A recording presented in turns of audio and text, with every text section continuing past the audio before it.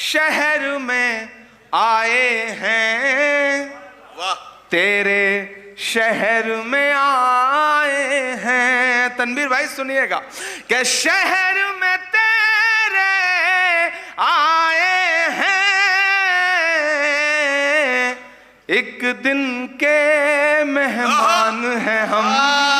स्वागत है दोस्तों आप सभी का देहात की आवाज में। आपके साथ मोहम्मद इरशाद सुनेंगे दोस्तों इमरान प्रतापगढ़ी की एक शानदार नज़म। इससे पहले बता दूं, एक दिन हमें भी इसी खामोश सफर पर निकलना है, तन्हा सिर्फ अपने अमाल के साथ। आइए सुनते हैं इमरान प्रतापगढ़ी की नज़म। तो आपसे गुजारिश है वीडियो को लाइक कीजिए और चैनल को जरूर सब्सक्राइब कीजिए।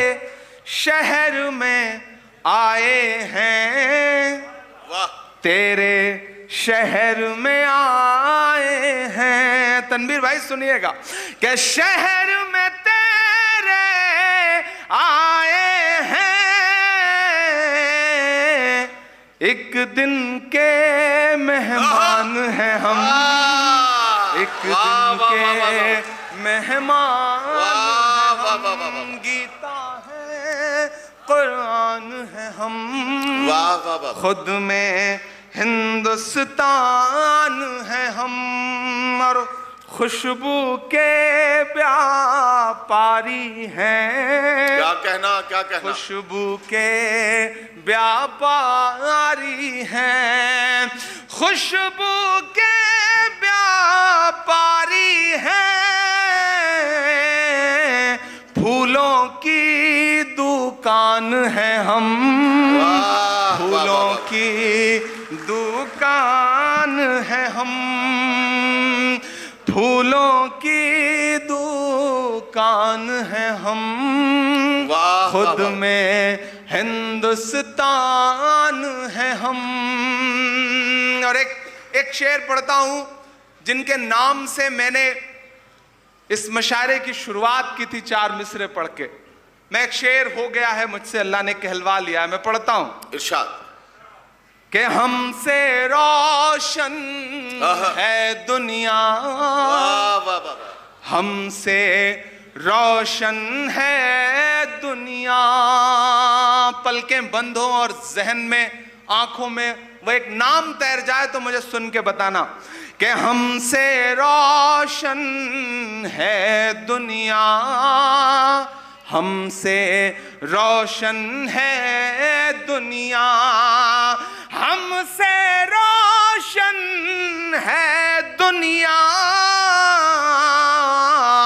दुनिया पर एहसान है हम, दुनिया पर हमसे रोशन है दुनिया, दुनिया पर एहसान है हम, दुनिया पर एहसान है हम। और खुल जाए सबके ऊपर, खुल जाए सबके ऊपर। आपकी जिंदगी का शेर है ये कि खुल जाए सबके ऊपर, कब इतने आसान हैं हम, कब इतने आसान हैं हम। और दर्द है सारी दुनिया का, क्या कहना दर्द है सारी दुनिया का, दर्द है सारी दुनिया का। भारत के इमरान हैं हम, भारत के इमरान हैं हम।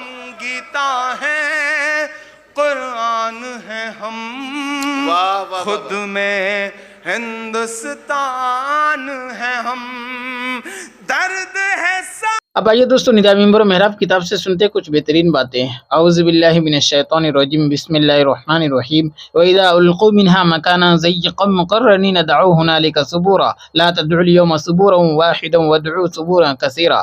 और जब वो जंजीरों में जकड़े हुए इसमें किसी तंग जगह में डाले जाएंगे तो उस मौका पर वो मौत मांगेंगे। آج ایک موت نہ مانگو اور بہت سی موتیں مانگو۔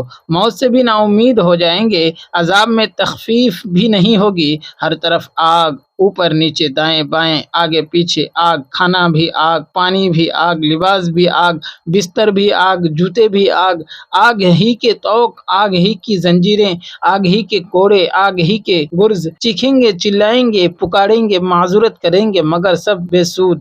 پھر ایک اور حربہ آزمائیں گے، چلا چلا کر کہیں گے اے ہمارے مالک و خالق، ایک دفعہ مہلت دے دیں، دوبارہ دنیا میں بھیج دیں۔ اب وہ کچھ نہیں کریں گے جو پہلے کرتے رہے ہیں، بدی کے قریب بھی نہیں جائیں گے، زاہد و پارسا بن کر زندگی گزاریں گے، نماز کبھی نہیں چھوڑیں گے، صدقہ و خیرات میں کمی نہیں آنے دیں گے، کسی کا حق نہیں دبائیں گے، کسی پر ظلم نہیں کریں گے، کسی کو بے آبرو نہیں کریں گے، رشوت کے تو قریب بھی نہیں جائیں گے۔ وَهُمْ يَسْتَرِخُونَ فِيهَا رَبَّنَا أَخْرِجْنَا نَعْمَلْ صَالِحًا غَيْرَ الَّذِي كُنَّا نَعْمَلْ، اور وہ اس کے اندر چلائیں گے کہ اے ہمارے پروردگار ہم کو نکال، اب ہم اچھے کام کریں گے برخلاف ان کاموں کے جو کہ کیا کرتے تھے۔ عجیب مزاج، یہ بھی انسان کی فطرت اور اس کا عجیب مزاج ہے کہ جب مصیبت پڑتی ہے تو اللہ سے بڑے وعدے کرتا ہے، مگر جب وہ مصیبت ٹل جاتی ہے تو اپنے وعدوں اور معذورتوں کو یکر فراموش کر دیتا ہے۔ ایک دیہاتی کسان کا مشہور واقعہ ہے کہ قحط سالی تھی، بارش نہیں ہو رہی تھی، اس کی زمین بنجر پڑی تھی، غلے کا ایک دانہ بھی نہیں اگتا تھا۔ اس نے سوچا اللہ سے معاملہ کر کے دیکھتے ہیں، شاید میرا مسئلہ حل ہو جائے۔ اس نے بڑے خشوع خضوع سے نماز پڑھی، توبہ کی، لمبی دعا کی اور اللہ سے وعدہ کیا کہ اگر تو نے بارش برسا دی اور میری بنجر زمین کو سرسبز کر دیا تو جتنا غلہ ہوگا اس کا چوتھائی حصہ تیری رضا کے لیے صدقہ کروں گا۔ یہ عجیب بات ہے کہ بعض لوگ جو کسی کام کی خاطر نظر مانتے ہیں تو ان کی سوچ کچھ اس طرح کی ہوتی ہے کہ اے اللہ تو میرا کام کر دے اور میں 10 رکعتیں پڑھ کر یا 3 روزے رکھ کر یا کچھ صدقہ خیرات کر کے تیرا کام کر دوں گا۔ اسی لیے رسول اکرم صلی اللہ علیہ وسلم نے اسے پسند نہیں فرمایا۔ آپ صلی اللہ علیہ وسلم نے فرمایا ہوتا تو وہی ہے جو اللہ کو منظور ہوتا ہے، لیکن اس طریقے سے اللہ تعالیٰ بخیل سے کچھ نکلواتے ہیں، یعنی وہ بخل کی وجہ سے عام حالات میں تو شاید اللہ کی راہ میں کچھ خرچ کرنے پر تیار نہ ہوتا، مگر نظر پوری ہونے کی وجہ سے کچھ نہ کچھ دینے پر وہ مجبور ہو جاتا ہے۔ بہرحال اللہ کی قدرت سے خوب بارش ہوئی اور اس کسان کی زمین میں خوب غلہ پیدا ہوا، مگر اس کی نیت میں کھوٹ آ گیا اور اس نے ایک دانہ بھی صدقہ نہ کیا۔ اگلا سال آیا تو اسے فکر لاحق ہوئی کہ پچھلے سال وعدہ خلافی کر چکا ہوں، اب کی بار پتہ نہیں زمین کچھ فصل اگاتی ہے یا نہیں۔ تو اس نے یوں نظر مانی کہ اے اللہ اب جو غلہ بھی مجھے حاصل ہوگا اس کا نصف تیری راہ میں صدقہ کروں گا، مگر جب غلہ حاصل ہو چکا تو پھر وہ اپنی نظر کو بھول گیا۔ تیسرے سال اس نے نظر مانی کہ جو کچھ پیدا ہوگا اس کا 3/4 خرچ کروں گا۔ گویا اپنی ناقص سوچ کے مطابق وہ اپنے سابقہ جرم کی تلافی کے لیے ریٹ بڑھاتا جاتا تھا، مگر اس بار بھی اسے نظر پوری کرنے کی توفیق نہ ملی۔ چوتھے سال اس نے بڑے جوش کے ساتھ نظر مانی کہ اے اللہ اس فضل سے جو کچھ بھی حاصل ہوگا وہ سب تیرا ہوگا، میں اپنے گھر میں ایک دانہ بھی لے کر نہیں جاؤں گا۔ مگر جب مسئلہ حل ہو گیا، غلہ وافر مقدار میں پیدا ہو گیا تو وعدوں اور معذورتوں کو بھول گیا اور سارا غلہ گدھوں پر لاد کر گھر کی طرف روانہ ہو گیا۔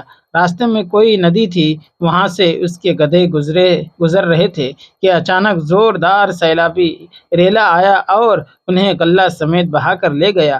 کسان بڑا سٹپٹایا، ایک دم چیخ کر کہنے لگا او خدایا اپنا غلہ بے شک لے جا، مگر میرے گدھے تو مجھے واپس کر دے۔ تو انسان کا یہ مزاج اور اس کی یہ فطرت ہے کہ مصیبت پڑتی ہے تو اسے اللہ یاد آتا ہے اور پھنس جاتا ہے تو بڑے وعدے کرتا ہے۔ دوستو ویڈیو کے آخر میں آپ سے گزارش ہے، اگر ویڈیو پسند آئی ہو تو ویڈیو کو لائک کیجیے اور چینل کو ضرور سبسکرائب کیجیے۔